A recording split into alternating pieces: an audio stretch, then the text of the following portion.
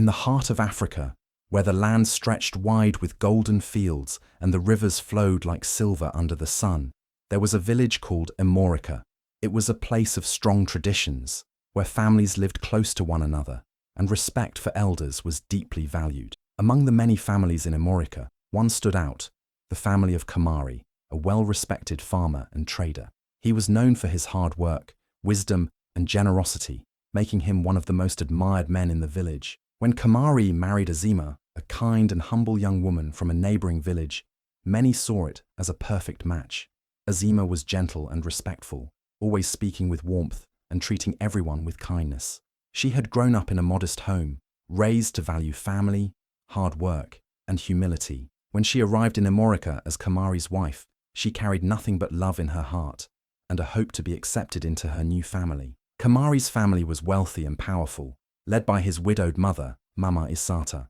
She had taken charge of the household after her husband's passing, ensuring that the family's name remained strong in the village. She was a woman of great pride and influence, respected by many, but she had a deep bond with her children, especially her younger daughter, Dalima. Dalima had grown up with all the luxuries that wealth could provide. She was beautiful, confident, and carried herself with an air of superiority. Being the youngest, she was spoiled and had always been the center of attention in the family. But more than anything, she adored her older brother, Kamari. To her, he was not just her sibling, but her protector, her provider, and the one person who always put her first. She believed no woman could ever be good enough for him, and when Azima arrived, she saw her not as a sister-in-law, but as a threat. From the moment Azima stepped into their home, Dalima disliked her. She found faults in everything Azima did, how she spoke, how she dressed, and even how she smiled at Kamari. In Dalima's eyes, Azima was trying to take her brother away, changing the bond they had always shared. She watched with silent anger as Kamari spent time with his wife, laughing with her, bringing her small gifts, and treating her with affection. Dalima refused to accept Azima. She ignored her presence, spoke to her coldly, and rolled her eyes whenever Kamari praised her. If Azima tried to help around the house, Dalima would make sharp remarks, saying that they didn't need an outsider pretending to be part of their family. Though Azima remained patient and kind, hoping that Dalima would eventually accept her, it became clear that her new sister-in-law had already made up her mind. Dalima did not want her in this home, and she was determined to make sure Azima felt unwelcome. Dalima's heart burned with jealousy, and the more she watched Azima settle into their home, the more resentment grew within her. She could not stand seeing Kamari's love and attention shift toward his wife. In her eyes, Azima was an outsider who had come to steal what rightfully belonged to her, her brother's devotion. But Dalima was not one to sit back and watch quietly. If Azima thought she could take her place in the family, she was mistaken. Dalima knew that the only way to truly push Azima out was to turn their mother, Mama Isata, against her. Mama Isata was a woman of strong opinions, and Dalima had always been her favorite. If she could plant the right seeds of doubt, she knew her mother would begin to see Azima as unworthy. So Dalima started her plan with whispers, small, carefully chosen words that slowly grew into poison. At first, she would sigh loudly whenever Mama Isata was nearby, shaking her head as if something troubled her deeply. When her mother asked what was wrong, Dalima would hesitate, acting as though she was reluctant to speak. Then, in a soft voice, she would say, "Mama, have you noticed? Azima does very little around the house. She wakes up late, and when she does help, she moves so slowly, as if she is doing us a favor." Mama Isata frowned at this. She had always expected the women in the household to be hard-working. Though she had not yet noticed any laziness in Azima, Dalima's words stayed in her mind. Dalima did not stop there. Every day, she found new ways to make Azima look bad. If Azima woke up early to fetch water, Dalima would tell their mother, she only does it when Kamari is watching. If Azima prepared a meal, Dalima would shake her head and say, "Mama, did you taste the food? It's nothing like what we are used to." Slowly, Mama Isata's attitude toward Azima began to change. She stopped smiling at her daughter-in-law and started speaking to her with coldness. If Azima greeted her, she would respond with a short nod, nothing more. She no longer asked Azima for help with household matters, and instead relied only on Dalima, making it clear where her loyalty lay. But Dalima was not satisfied with just turning Mama Isata against Azima. She wanted the whole village to see Azima as unworthy, so she began spreading rumors. Whenever she visited the market, she would sigh dramatically and say, "Ah, my poor brother. He married a woman who only wants his wealth. She does not love him. She only wants the comfort of our home." The villagers, always eager for gossip, listened. Some nodded, agreeing that a woman like Azima, from a modest background, must have had her eyes on Kamari's fortune. Soon, whispers of Azima being a gold digger spread throughout Emorika, making her walks through the village uncomfortable. She could feel the stares, hear the murmurs, but she did not know where they came from. Kamari remained unaware of what was happening. He saw the coldness in his mother's eyes and the tension in the air, but he did not understand its source. When Azima shared her worries, he held her hands gently and said, "Be patient, my love. Mama and Dalima will come to see your goodness in time." But Azima was not so sure. The darkness growing in their home was not something patience alone could chase away. Dalima's hatred for Azima only grew stronger with each passing day. She had done everything to turn Mama Isata against her sister-in-law, and the village was already filled with whispers about Azima being a gold digger. But that was not enough. As long as Azima remained in their home, Kamari would continue to love and protect her. Dalima wanted Azima gone, forever. But to achieve that, she needed help. Dalima knew exactly who to turn to: Seifu, her childhood friend, and the village troublemaker. Seifu was known for his cunning ways and his ability to twist the truth in his favor. He thrived on gossip and deceit, always looking for ways to stir conflict.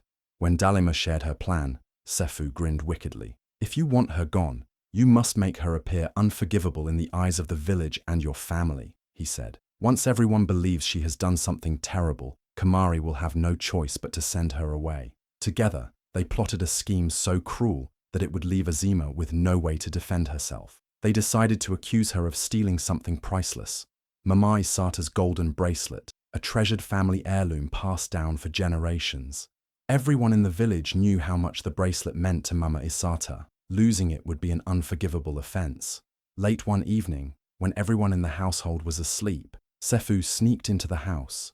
Dalima had stolen the bracelet from her mother earlier and had carefully placed it inside Azima's belongings. The next morning, she let out a loud, panicked scream that echoed through the house. "Mama! Mama! Your golden bracelet, it's gone!" Mama Isata rushed into the room, her face pale with shock. "What do you mean it's gone?" she demanded. Dalima pretended to be distressed. "I don't know. I saw it just yesterday in your jewelry box, and now it's missing." The entire household was in chaos. Servants searched every corner of the house, and soon, Dalima's voice rang out again. "Mama, look, it's here." She held up the golden bracelet, pulling it from Azima's bag. A heavy silence fell over the room. All eyes turned to Azima, who stood frozen, confusion written all over her face. I don't know how it got there," she whispered. Mama Isata's face twisted in fury. "So it's true. You came into my house pretending to be a good wife, but you are nothing more than a thief." Azima shook her head desperately. "I swear, Mama, I didn't take it. I would never—" But Mama Isata refused to listen. "Enough! You have disgraced this family." The news spread through the village like wildfire. Whispers turned into loud accusations. The same villagers who had once admired Azima now looked at her with suspicion. "First a gold digger, now a thief," they muttered among themselves. Kamari was caught in the middle of it all. He loved Azima, but how could he ignore the evidence? His mother was furious, his sister was devastated, and the entire village believed the worst. He wanted to believe his wife, but doubt crept into his heart. Had Azima truly betrayed their family, or was she the victim of something far more sinister? The accusations against Azima had spread like wildfire, leaving her reputation in ruins. Mama Isata refused to hear her pleas, and the villagers whispered about her in hushed voices. The humiliation was unbearable, but the worst pain of all came when Kamari, the man who had once promised to stand by her side, hesitated. The village elders gathered at Mama Isata's home to discuss the matter. They believed that for the honor of the family, a punishment was necessary. "A thief cannot stay under the same roof as a respected family," one of the elders declared. "To protect the dignity of your household, she must leave." Mama Isata nodded in agreement. "She has brought shame upon us. Let her go." Azima turned to Kamari, her eyes filled with desperation. "Do you believe them?" she asked, her voice barely above a whisper. "You know me, Kamari. You know I would never steal." Kamari's heart was heavy with conflict. He wanted to believe Azima, But the pressure from his mother, the elders, and the entire village was too strong. He looked away, unable to meet her eyes. Azima, I don't know what to think, he admitted, but I have no choice. You must leave. Azima felt as though the ground beneath her had crumbled. Her husband, the man she loved, was sending her away. Tears filled her eyes, but she refused to beg. With her dignity intact, she turned and walked out of the house that had once been her home. Dalima stood in the shadows, watching with satisfaction. She had won. Azima was gone, and now she had her brother all to herself once more. That evening, she celebrated in secret with Seifu, laughing at how easy it had been to turn everyone against Azima. Meanwhile, Azima wandered through the village outskirts, her heart heavy with grief. She had nowhere to go, no family to turn to. Just as despair threatened to consume her, she stumbled upon a small hut on the edge of the forest. An elderly woman sat outside, grinding herbs with practiced hands. The woman looked up and studied Azima carefully. "Lost, are you?" she asked, her voice gentle yet firm. Azima hesitated before nodding.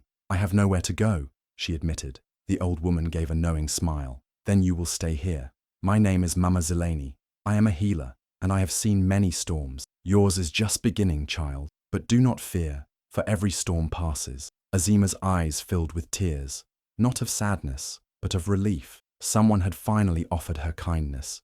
She bowed her head in gratitude. "Thank you, Mama Zelani." As Azima found a place of refuge, Dalima grew more arrogant. With Azima gone, she acted as if she ruled the household. She spoke to Kamari as though she were his advisor, dismissing any mention of his wife. She walked through the village with her head held high, enjoying the respect and fear she had gained. But what Dalima did not know was that fate was not yet done with Azima, and sometimes the storm that one sends toward another finds its way back home. Azima had lost everything, her home, her husband, and the love she once knew.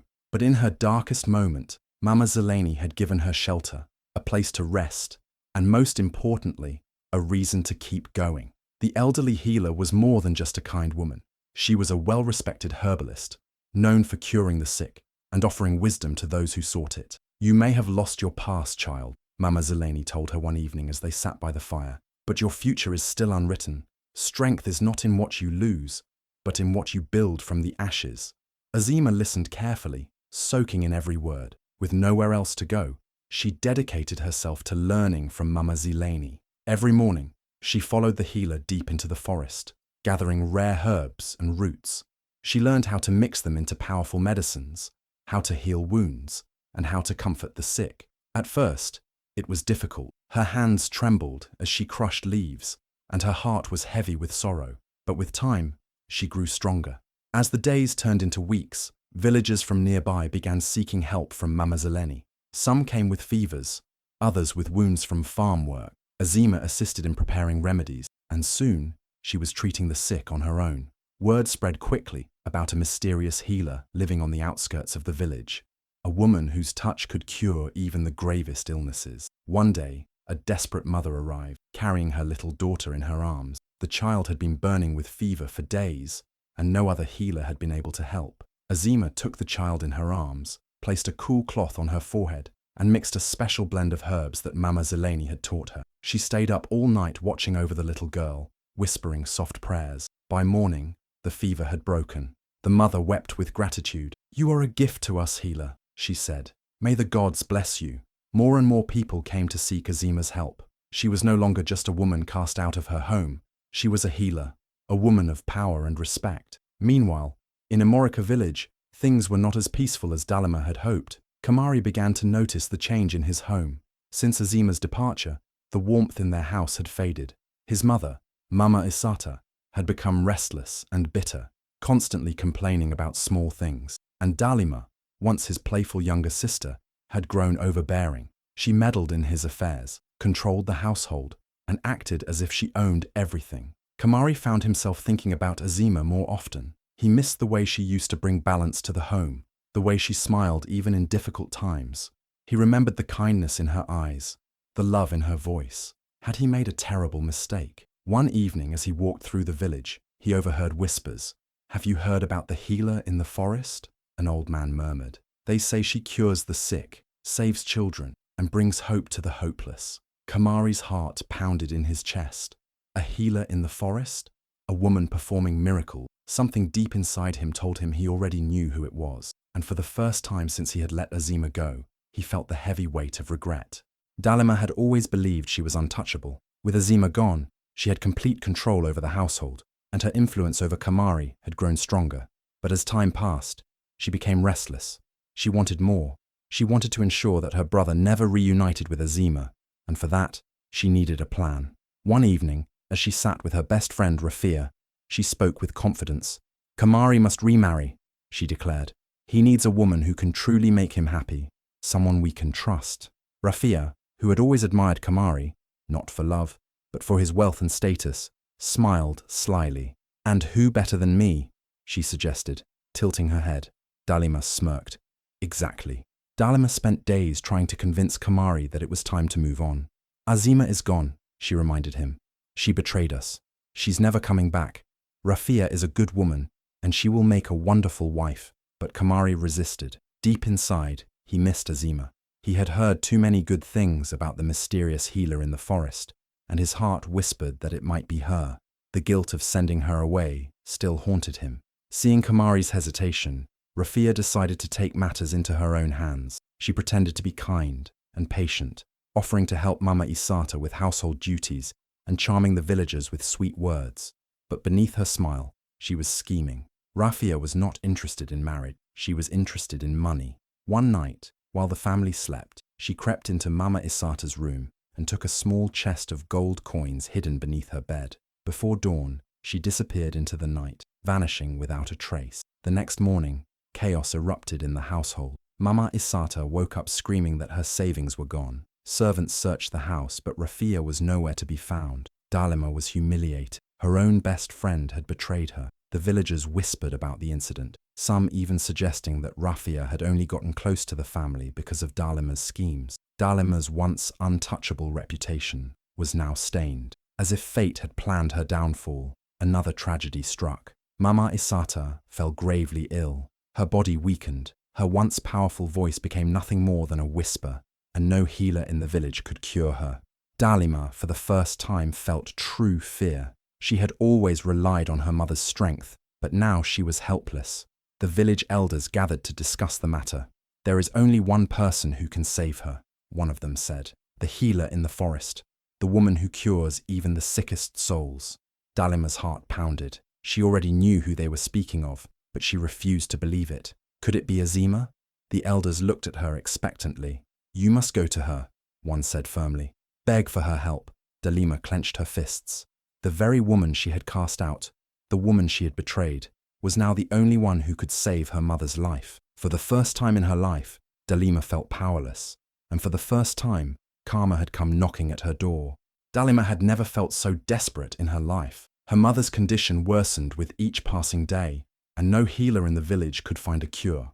The once powerful and respected Mama Isata now lay weak and helpless, her breath shallow, her eyes clouded with pain. The village elders had given their verdict. Only the mysterious healer from the forest could save her. Dalima resisted at first. She hated the idea of going to a stranger, lowering herself to beg for help. But as she watched her mother suffer, fear overtook her pride. She had no choice. Gathering her courage, she made her way toward the healer's hut, deep in the forest, accompanied by two of the village elders. The journey was long, and every step felt heavier than the last. Dalima's heart pounded in her chest. She had heard so much about the healer's miracles, but she never imagined she would have to seek them herself. When they finally arrived, an elderly woman greeted them at the door. You seek the healer? The woman asked. Dalima nodded anxiously. Please, we need her help. My mother is dying. The woman smiled knowingly and led them inside. The scent of herbs and burning incense filled the air. A figure sat by a wooden table, grinding medicinal leaves with calm precision. As she turned to face them, Dalima's breath caught in her throat. It was Azima. For a moment, Dalima couldn't speak. The woman she had wronged, the woman she had cast out of her home, stood before her as the very person who could save her mother. Her face was calm, her eyes filled with wisdom. She wore the robes of a healer, and her presence carried an air of quiet strength. Dalima's knees felt weak. She wanted to deny what she was seeing, but the truth was undeniable. Azima had not only survived, she had risen. Azima, Dalima's voice was barely above a whisper. You are the healer. Azima looked at her without anger, without hatred, only calm understanding. Yes, she said simply. Dalima swallowed hard. Shame burned inside her. She had spent years trying to ruin Azima, yet here she was, thriving. And now, Dalima had to do the one thing she never imagined. She had to beg. Please, she said, her voice breaking. Mama Isata is dying. You are the only one who can save her. The village elders watched in silence, waiting for Azima's response. Would she turn Dalima away, just as Dalima had once turned her away?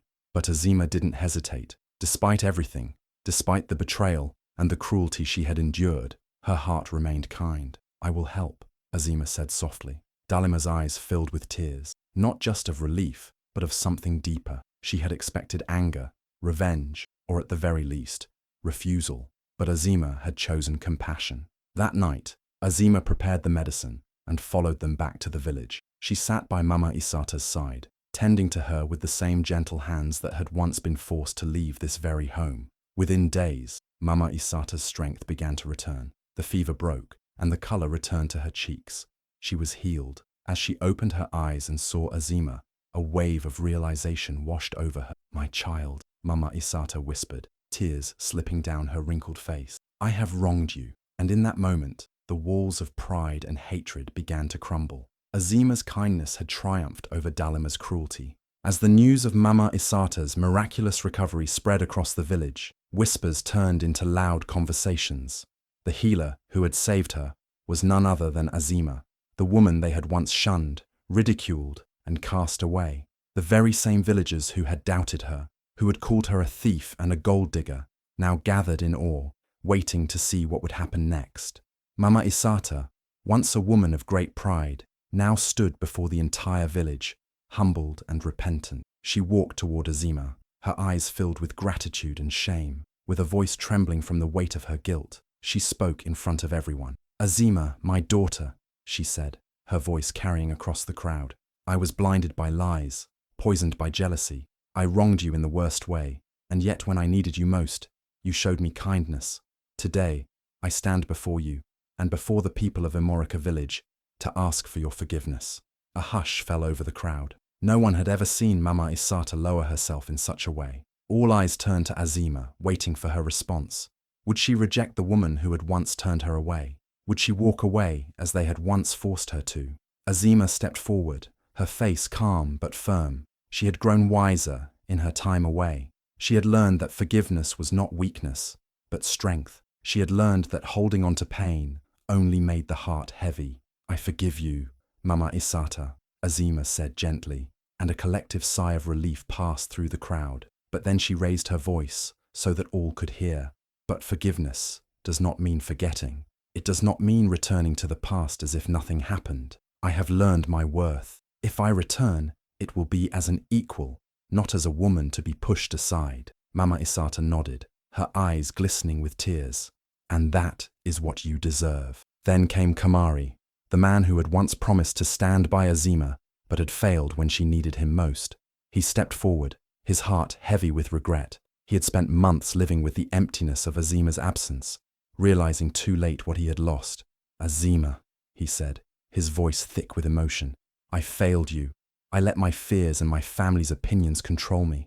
I should have fought for you. I should have trusted you. I ask not just for forgiveness, but for the chance to prove my love to you once more. Azima looked into his eyes, searching for sincerity. She saw it there, the pain, the remorse, and the deep love that had never faded. If you truly love me, Kamari, she said, then you will respect my independence, my wisdom, and my strength. I am no longer the same woman who left this village. I return not as a wife who must prove herself, but as a woman who knows her worth. Kamari nodded, and I will honor that. The villagers, ashamed of how they had treated Azima, came forward, offering their apologies and gratitude. To celebrate her return, they prepared a grand feast in her honor. That night, under the glowing lanterns and the sound of joyous music, Azima stood, not as a victim of betrayal, but as a woman reborn, stronger than ever before. Dalima had always walked through Emorika Village with her head held high, believing she was untouchable. She had spent years manipulating those around her, twisting lies into truths, and pushing away anyone who dared to stand in her way. But now, everything had changed. The villagers, who once admired her for being Mama Isata's beloved daughter, now looked at her with disgust. Her wickedness had been exposed for all to see. The lies she had told about Azima, the false accusations, the deceitful games, everything had unraveled before her very eyes. The people who once listened to her whispers now turned away when she spoke. The same villagers who once believed her stories now avoided her as if she carried a terrible curse.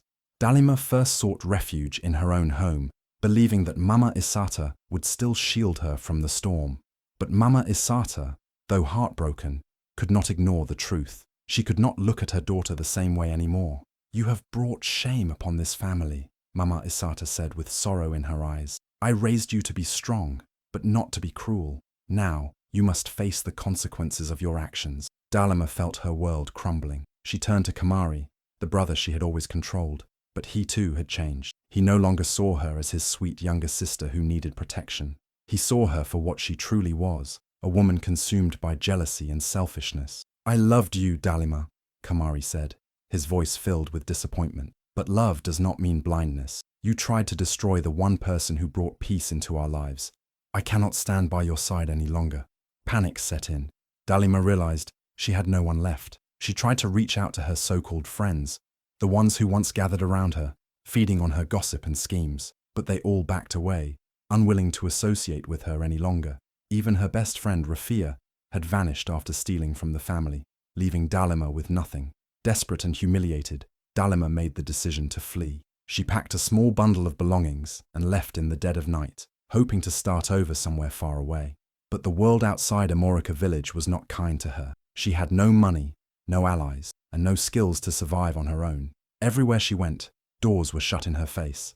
Days turned into weeks, and Dalima found herself living in misery. The once proud sister of Kamari, the once spoiled daughter of Mama Isata, was now nothing more than a forgotten woman wandering the outskirts of the land. She had once believed that wealth and status could protect her, but now she understood the truth. It was not power that made one strong, but kindness, and she had spent her life throwing kindness away. Sitting alone under the shade of a dying tree, Dalima finally faced the reality of her downfall. She had destroyed herself with her own hands. The jealousy that had fueled her actions had also been the fire that burned everything she had. And now, she had nothing left but regret. Azima stood at the center of Emorika Village, surrounded by people who once doubted her. Now, they looked at her with admiration and respect. She had returned not as the timid bride they had cast away, but as a woman of strength, wisdom, and kindness. The same villagers who had whispered cruel words about her were now the ones seeking her healing touch. She had forgiven them, not because they deserved it, but because she refused to carry the weight of bitterness in her heart. Kamari, standing beside her, had changed as well. He had learned the true meaning of love, not just in words, but in action. He no longer let the voices of others dictate his choices. He no longer hesitated when it came to standing up for his wife. "I failed you once, Azima," he said softly as they sat together under the great baobab tree. "But I will never fail you again." Azima smiled, not because the pain of the past had disappeared, but because she saw the sincerity in his eyes. She knew that their love, though tested, had survived and become stronger. Mama Isata, once blinded by Dalima's manipulations, had become a different woman. Gone was the cold and distant mother-in-law who had once treated Azima as an outsider. Now she embraced Azima as her own daughter, standing by her side as a true family should. "I was wrong, my child," she admitted one evening, watching Azima prepare healing herbs for a sick villager. "I let my pride and Dalima's lies cloud my judgment. But you never let hatred consume you. You have a heart far greater than mine." Azima simply nodded, knowing that true change took time. She did not need grand apologies. Mama Isata's actions spoke louder than words. The older woman now supported Azima in every way, helping her in her healing work, and ensuring that the family stood united once more. As time passed, Azima's reputation as a healer continued to grow. People traveled from far and wide to seek her help, and she never turned anyone away. Her small home near the edge of the village became a place of comfort, a place where the sick found relief and the weary found hope. Even those who had once doubted her now saw the truth. Azima was not just Kamari's wife. She was a woman of wisdom, strength, and compassion.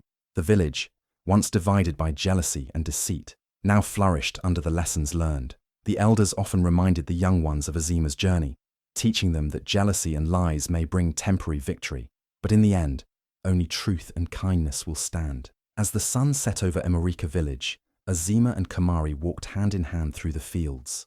They had been tested by fire, but they had come out stronger. Their marriage, once shaken by betrayal, now stood on a foundation of trust and mutual respect. They had proven that love was not just about happiness in easy times, but about standing together through the storms.